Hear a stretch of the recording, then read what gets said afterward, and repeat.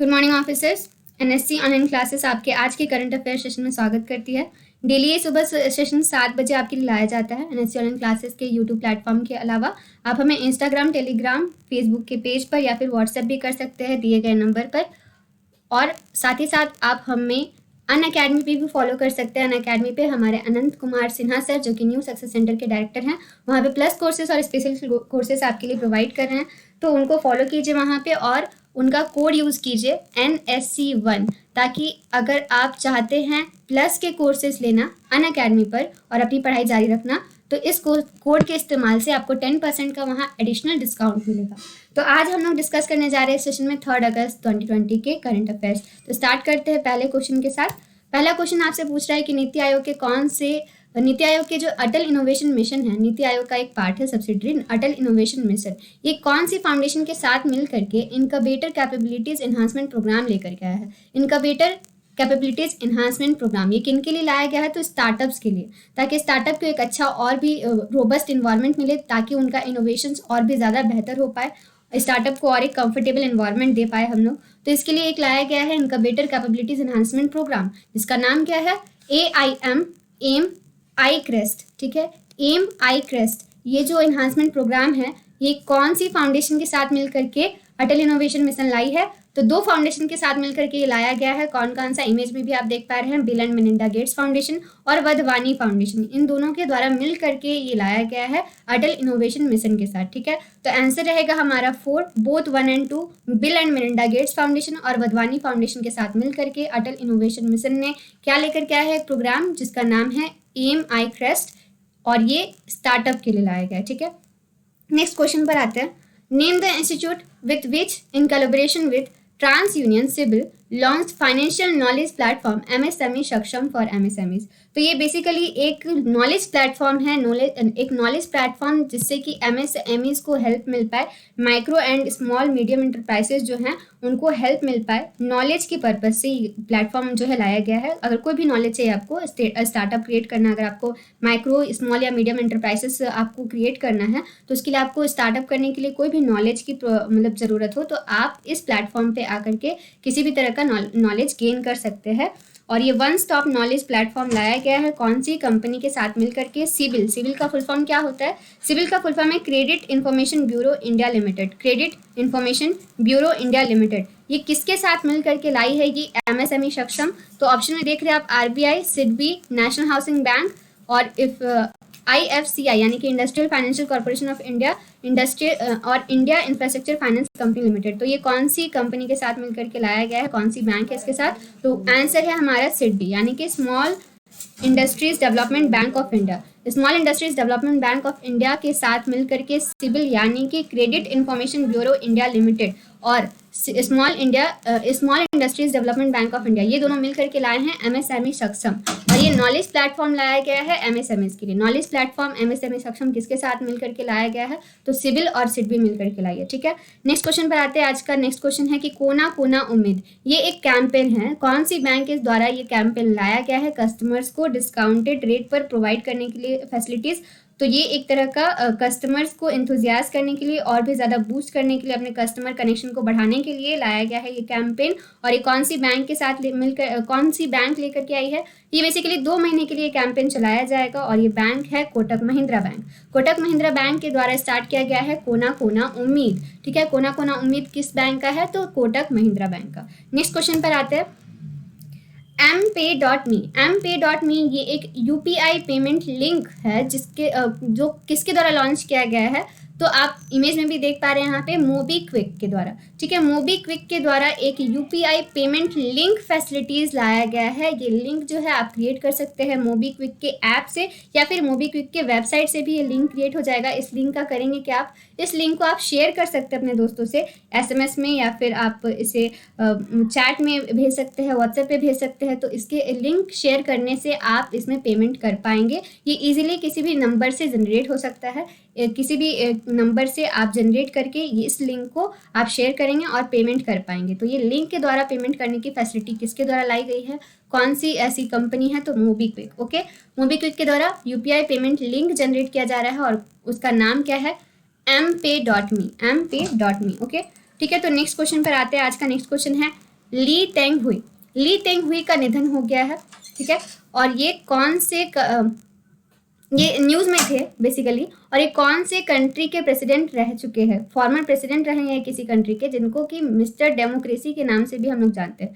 तो ये कौन से कंट्री से बिलोंग करते हैं?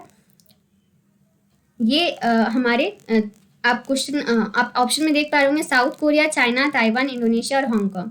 तो ये हमारे ताइवान से हैं, ठीक है। ली तेंग हुई, ली तेंग हुई जिनको कि मिस्टर डेमोक्रेसी के नाम से भी जाना जाता है, ये कहाँ के हैं? तो ये ताइवान के हैं, ठीक है। और ये फॉर्मर प्रेसिडेंट रह चुके हैं ताइवान के, ठीक है। और ये न्यूज़ में क्यों है?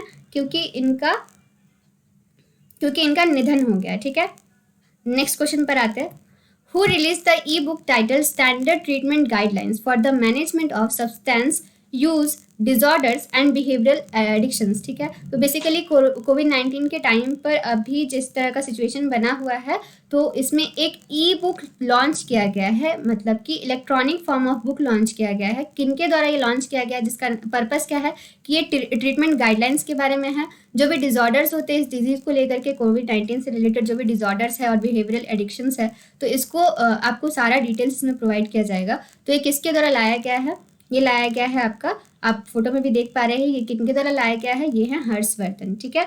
तो हमारे health and family welfare minister जो कि हर्षवर्धन के द्वारा ये ई बुक लॉन्च किया गया था, ठीक है। आप लोगों को प्रकाश जावड़ेकर, नरेंद्र मोदी, प्रहलाद सिंह पटेल और नरेंद्र सिंह तोमर की जो भी पोर्टफोलियोज उनके पास है, वो सारे आप लिख करके मुझे कमेंट बॉक्स में देंगे, ठीक है। इनके पास कौन कौन से पोर्टफोलियो हैं, कौन कौन सी मिनिस्ट्री इनके पास है, ठीक है।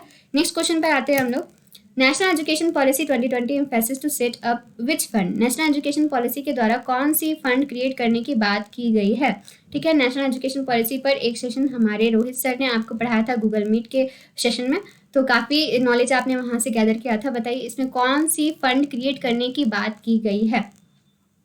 As you can see, gender equality fund, educational upliftment fund, gender inclusion fund और सोशल एम्पावरमेंट फंड। तो हमारा आंसर है जेंडर इंक्लूजन फंड, ठीक है। इस फंड को क्रिएट करने की बात की गई है नेशनल एजुकेशन पॉलिसी के तहत, ठीक है। नेक्स्ट क्वेश्चन पर आते हैं इसी से related. Who is the chairman of committee for the draft of national education policy. ये जो नेशनल एजुकेशन पॉलिसी में जो चेंजेस लाए गए हैं, इसके ड्राफ्ट किसके द्वारा, कौन सी कमेटी के द्वारा दी गई थी, उसके चेयरमैन कौन थे? तो यहाँ पे आप देख पा रहे हैं एनके सिंह, संजीव पुरी, के कस्तूरी रंजन, विनोद पॉल और के विजय राघवन। ये सभी कहीं ना कहीं किसी कमेटी के हेड रहे हैं और ये सभी न्यूज़ में थे। तो लिस्ट तो इन सभी के बारे में हम लोग देखेंगे। फिलहाल इस क्वेश्चन का आंसर है हमारा के कस्तूरी रंजन कमेटी, मीन्स ऑप्शन 3, ठीक है। के कस्तूरी रंजन कमेटी के द्वारा ये नेशनल एजुकेशन पॉलिसी का ड्राफ्ट कमेटी के चेयरमैन कौन थे? ये के कस्तूरी रंजन थे, ठीक है। अब एनके सिंह की अगर बात करें तो इनके पास 2 कमेटी हेड हैं, ये 2 कमेटी को ये हेड कर रहे हैं, चेयर कर रहे हैं। कौन कौन से? एक तो है फिस्कल कंसोलिडेशन के लिए,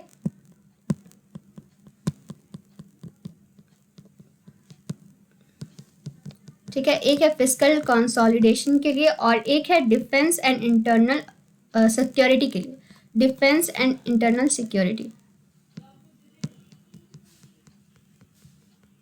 okay,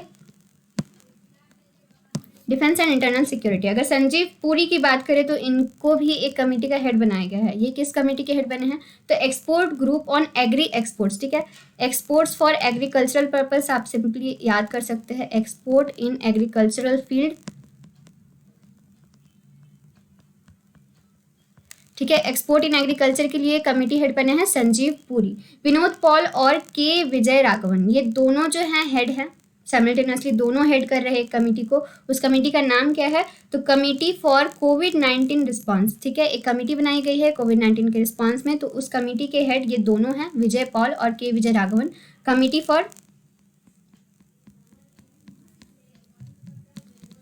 for covid,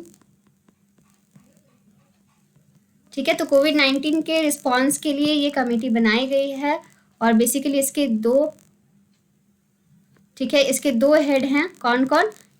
Vijay Paul और के विजय राघवन, ठीक है। नेक्स्ट क्वेश्चन पर आते हैं। Which courses will be discontinued as per national education policy 2020। मतलब नेशनल एजुकेशन पॉलिसी में जो चेंजेस लाए गए हैं, अब कौन सी कोर्स जो है डिसकंटिन्यू यानी कि आगे नहीं कर सकेंगे लोग, तो ये है आपका MPhil, जिसको कि मास्टर डिग्री इन फिलोसफी भी कहते हैं। तो ये कोर्स जो है अब हट चुकी है। नेशनल एजुकेशन पॉलिसी में जो अमेंडमेंट लाया गया है इसके अनुसार जो मास्टर डिग्री होती है फिलोसफी में, ये कोर्स अब रद्द कर दिया गया है, ये डिसकंटिन्यू हो चुकी है। ठीक है, नेक्स्ट क्वेश्चन पर आते हैं। ग्रेट प्रॉफिट 14, ग्रेट प्रॉफिट 14 ये है एक मिलिट्री मतलब मिलिट्री आपका ये एक तरह का मिसाइल है और ये लॉन्च किया गया था मिलिट्री एक्सरसाइज के दौरान। कौन कौन सी कंट्रीज के बीच इंडिया के साथ किसकी एक मिलिट्री एक्सरसाइज हुई थी और उस मिलिट्री एक्सरसाइज में एक मिसाइल लॉन्च की गई, ग्रेट प्रॉफिट 14।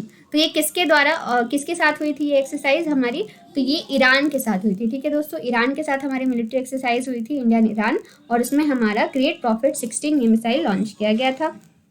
ठीक है, इसके अलावा आप देख पा रहे हैं कुवैत लिखा हुआ है, उज्बेकिस्तान लिखा हुआ है। उज्बेकिस्तान के साथ हमारी एक मिलिट्री एक्सरसाइज होती है डस्लिक। ठीक है, डस्लिक बोल सकते हैं, स्पेलिंग इज DUSTLIK। ओके, और इराक के साथ बात करें तो इराक के साथ तो हमारी कोई अभी नहीं होती है मिलिट्री एक्सरसाइज फिलहाल। कतर के साथ एक मिलिट्री एक्सरसाइज होती है जायर अल बहर। ठीक है, सॉरी नेवल एक्सरसाइज है जायर अल बहर। ठीक है, जायर अल बहर, या फिर इसको रोर ऑफ द सी भी कहते हैं, रोर ऑफ द सी। ठीक है, नेक्स्ट क्वेश्चन पर आते हैं। The world day against trafficking in person, ये जो डे है कब सेलिब्रेट किया जाता है हर साल? ये डे कब सेलिब्रेट किया जाता है दोस्तों? तो ये आपका 30 जुलाई को ऑब्जर्व किया जाता है, world day against trafficking in person. ये डे कब ऑब्जर्व किया जाता है? तो 30 जुलाई को। ठीक है, इसका थीम भी था, हम लोग इसके बाद के सेशन में हम लोग आज देखने वाले हैं इसके थीम, और जितने भी डेट्स रहे हैं जुलाई मंथ में, जितने भी इंपॉर्टेंट डेट है उसका एक कॉम्बाइंड सेशन आपको इस सेशन के जस्ट बाद में प्रोवाइड किया जाएगा, जिसमें आपको सारे डेट और उसमें थीम भी लिखे रहेंगे और कुछ इंपॉर्टेंट फैक्ट भी। तो वो सेशन जरूर अटेंड कीजिएगा वहाँ पे। ठीक है, नेक्स्ट क्वेश्चन पर आते हैं हम लोग। Who has been appointed as the Great Eastern Shipping Company Limited Board's independent director for 5 years? मतलब कि the great Indian shipping industry जो है, the great eastern shipping company limited, इसके बोर्ड मतलब इस पूरे कंपनी के बोर्ड ऑफ मेंबर्स जो होते हैं उसके डायरेक्टर बनाए गए हैं 5 सालों के लिए। तो ये किनको चुना गया है? As you can see in the picture, ये हमारे फॉर्मर RBI के गवर्नर भी रह चुके हैं, जिनका नाम है आपका उर्जित पटेल। ओके, तो उर्जित पटेल को 5 सालों के लिए the great eastern shipping company limited के बोर्ड ऑफ मेंबर्स में डायरेक्टर चुना गया, इंडिपेंडेंट डायरेक्टर 5 सालों के लिए। ठीक है, और अगर हम बात करें इन सभी गवर्नर्स की, तो इनकी कोई ना कोई अभी बुक जो है वो हाल ही में न्यूज़ में थी। शक्तिकांत दास अभी हमारे प्रेजेंट गवर्नर हैं RBI के। विरल बी आचार्य के द्वारा एक बुक लिखी गई थी जो कि हाल ही में न्यूज़ में थी, quest for restoring financial stability in India, quest for restoring financial stability in India. Raghuram ji Rajan के द्वारा भी काफ़ी सारी किताबें लिखी गई हैं, like I do what I do, या फिर द थर्ड पिलर कह सकते हैं। तो आप इसके बारे में डिटेल्स चेक कर सकते हैं। फिलहाल इस क्वेश्चन का आंसर है उर्जित पटेल। ठीक है, नेक्स्ट क्वेश्चन पर आते हैं। आइवरी कोस्ट, आइवरी कोस्ट के नए प्राइम मिनिस्टर नियुक्त किए गए हैं, तो वो कौन है? As you can see in the photo, ये जिनकी पिक्चर है, नए प्राइम मिनिस्टर बने हैं आइवरी कोस्ट के। उसके प्राइम मिनिस्टर का नाम क्या है?